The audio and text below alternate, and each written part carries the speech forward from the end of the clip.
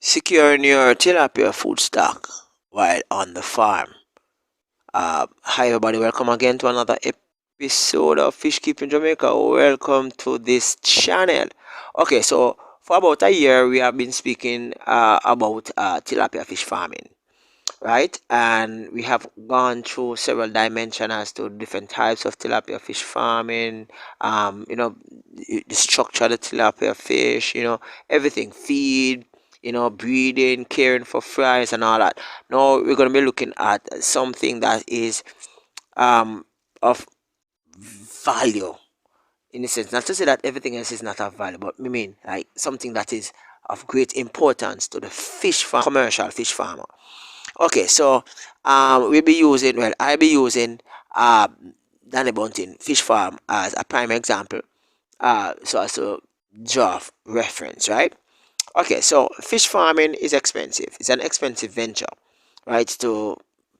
From utilities, water, light, and labor. It's expensive, right?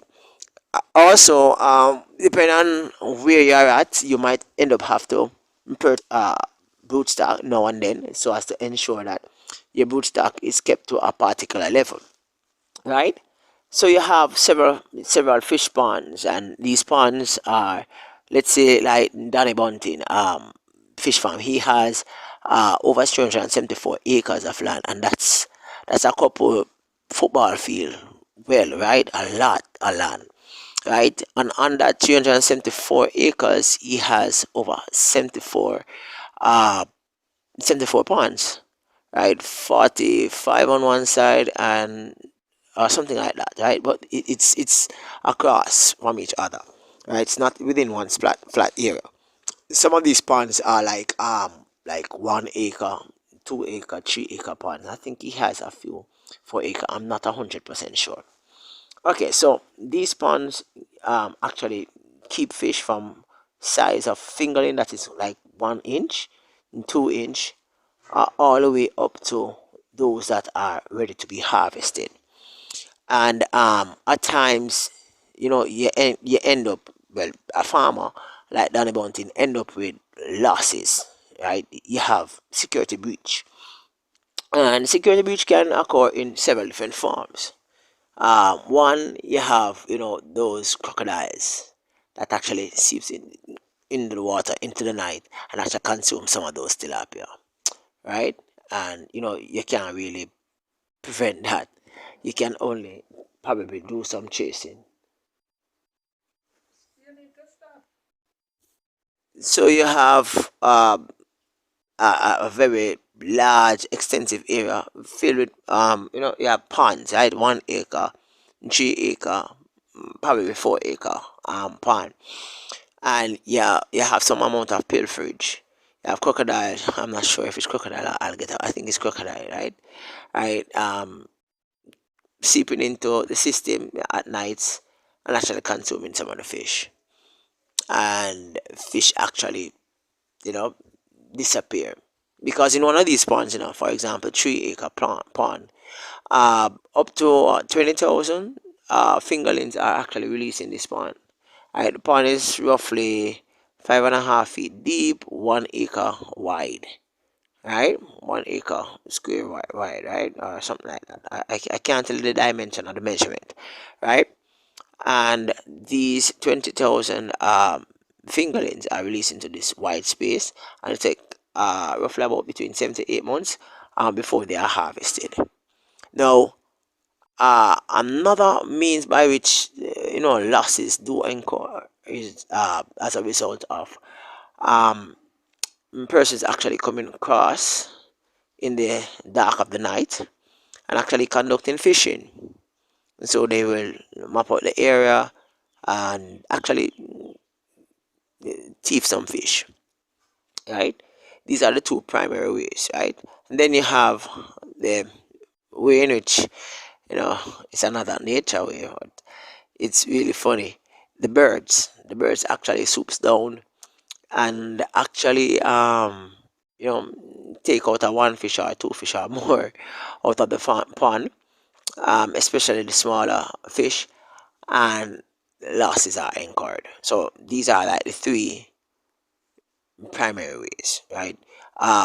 So far, according to evidence and according to research, there has not been any evidence of any form of disease that have led to mass death or destruction of tilapia fish farms in Jamaica, right?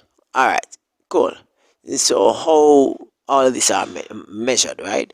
Or should I say, yep, managed, should I say, right? Now, there's nothing much that can be done with a crocodile within the water, or should I say alligator? Honestly, I'm not sure which one of them is in Jamaica. I know that one is not and one is, right? There's nothing much that you can do, right? The eater just sit there, consume, and when you feel pleased, it just leaves. Right? There's nothing that you can do, right? Because it's within a wetland area, and fish is their food, and the good thing is that they don't really um, live within the space, so therefore there's no threat to continuous, like generation of crocodiles around the place. All right, cool. So that's for that. However, with regard to the theft, their security procedures are implemented so as to combat the whole practice of predator. Of course, some of these procedure I cannot share with you because you have different persons watching the videos, watching my shares, and they might try to utilize some of the information shared so as to you know destroy the man business. Okay, however, there's a unique practice that I realized that I think I can share is that um, ponds, you have 74 ponds, right? And ponds are harvested each week for sale. Probably one pond or two pond, right? Uh, Only a few persons actually know which pond will be harvested. It's not marked. Ponds are not marked, so you won't know that it is fingerlings in one pond, and you will know that it's 2 inch fish in one pond or 3 inch fish in one pond, right? And you will know which one of them is going to be harvested next, right? The pond, the concrete pond, which is used so as to um help to get the plankton or the green water out of the system. A different security measure is used right there. I won't share that, right? But for those that are within the other water space, right, there's no markings. As far as the birds are concerned, fishing line are stretched across the ponds, both vertically and horizontally. And as the bird actually swoops down into the water for the fish, its feet or its wing is entangled on the fishing line and it hangs there until it dies. Right? So this is practically the primary way in which they use to control the birds. Another way is to actually get the shotgun and to go bird hunting, shoot the birds, especially on weekends, right? That's that sound funny, but that's a practice that they normally do, especially with bird hunting. I mean, like you have different type of bird, guys. I never know that these birds actually um exist within this space, right? So you actually having a small tilapia fish farm, um you might not encounter these problems. I encountered the problem of theft a few months, yeah, a few months, probably a year, a little bit more, where each thief came in the dark at night and actually stole my submersible pump from out of two of my systems, which left me without filtration. Even up until now, they have not been replaced. Oh, yeah, and I do have a 24-hour surveillance system, but somehow um, I can't seem to identify anything there. So I had to actually make some adjustments to my system. So the whole idea of pre larceny is a problem throughout the whole agricultural sector. I should I say throughout the entire scope of life within Jamaica. I don't know where you're at. Probably where you're at, things are just totally different. But we have to learn to maneuver so as to manage the situation. This is Riley again for another Fish Keeping Jamaica. I hope that this video kind of give you some light as to how things are done as far as security is concerned. Peace out, guys. Catch you next time. Bye bye.